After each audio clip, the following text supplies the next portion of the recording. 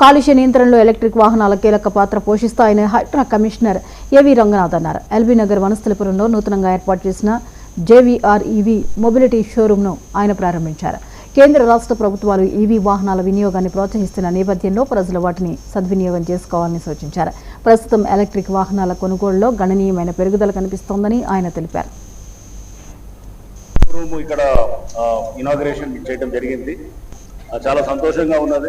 ఎందుకంటే ఇప్పుడు మొత్తం కూడా ఈవీ వెహికల్స్ వైపు మొత్తం వెహికల్ యూజర్స్ అంతా కూడా అటు షిఫ్ట్ అవుతున్నారు.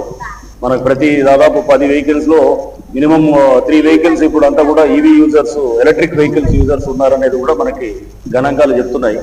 సో పొల్యూషన్ ని తగ్గించడానికి ప్లస్ ఇతర ఏ ఇష్యూస్ లేకుండా, అంటే మీకు ఇప్పుడు మనం చూస్తున్నాం, ఇప్పుడు పెట్రోల్, డీజిల్ దీనికి సంబంధించిన ఇష్యూస్ కూడా మన ఈ మధ్య మనకు జరిగినటువంటి పరిణామాల దృష్ట్యా కూడా ఇటువంటి దీంట్లో ఈవీ వెహికల్స్ షిఫ్ట్ అవటం అనేది కూడా గవర్నమెంట్ కూడా పెద్ద ఎత్తున కూడా ప్రమోట్ చేస్తున్నది.